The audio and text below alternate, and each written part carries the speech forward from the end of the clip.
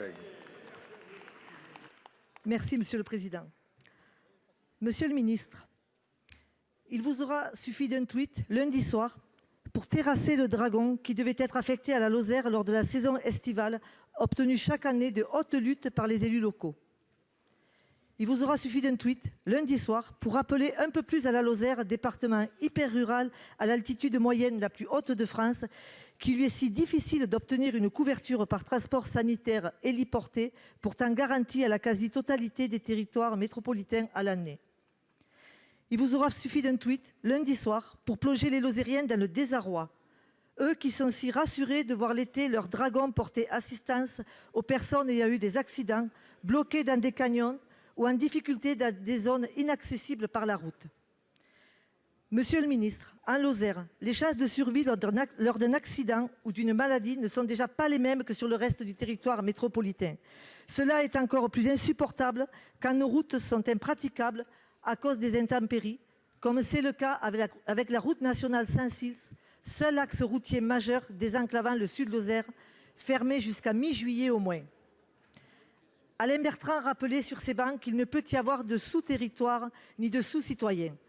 La Lozère ne devrait pas avoir à quémander un équipement dont les autres départements sont dotés, voire surdotés. Nous ne voulons pas, bien évidemment, priver l'Auvergne de son Dragon et encore moins entrer dans une guerre des territoires à cause de votre tweet malheureux. Nous demandons pour cet été un appareil capable de remplir les missions que le Dragon et à terme les mêmes missions que le Dragon et à terme des engagements forts du gouvernement pour mutualiser les appareils et permettre une couverture de notre territoire à l'année. L'égalité républicaine est un dû, pas un caprice. Monsieur le ministre, quelle garantie pouvez-vous nous apporter? Merci. Merci, ma chère collègue. Pour vous répondre, la parole est à Monsieur le ministre de l'Intérieur. Vous avez la parole. Monsieur le Président, Mesdames, Messieurs les sénateurs, Madame la sénatrice, je voudrais bien évidemment immédiatement vous rassurer, mais je voudrais qu'on remette les choses dans le contexte dans lequel nous sommes. Au mois de décembre, un hélicoptère de la sécurité civile s'est accidenté à proximité de l'aéroport de Marignane. Et je pense à ces 3 personnes qui sont décédées dans cet accident. Au mois de juin, un autre hélicoptère s'est accidenté et aujourd'hui, il n'y a pas eu heureusement de blessés. Nous manquons 2 hélicoptères pour la sécurité civile. Premier engagement que je prends devant vous est que si vous votez dans quelques jours le projet de loi de finances rectificative porté par Gérald Darmanin, nous allons pouvoir immédiatement passer commande de 2 nouveaux hélicoptères. Je rappelle que la dernière fois qu'on a parlé d'hélicoptères pour la sécurité civile, il s'agissait en 2012 de les vendre. Et on en a vendu quelques-uns. Depuis, aucun hélicoptère n'a été acheté et nous nous engageons dans cette procédure d'achat.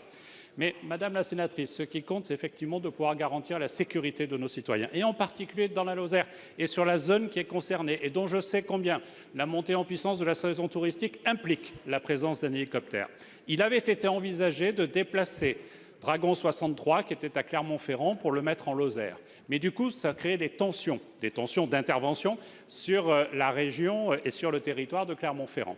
Et donc, j'ai pris la décision, non pas d'empêcher la Lozère d'être équipée, mais de faire en sorte qu'au même moment, c'est-à-dire cette semaine, il y ait un hélicoptère de la gendarmerie nationale qui dispose des mêmes capacités d'intervention, notamment en matière d'hélitreuillage, et je sais que c'est un sujet particulièrement important dans votre département, qui sera armé par des gendarmes professionnels du secours en montagne, avec un hélicoptère qui sera, pendant les 2 mois initialement prévus, présent sur la base de Mende, mais au lieu d'avoir un hélicoptère de la sécurité civile, ce sera un hélicoptère de la gendarmerie.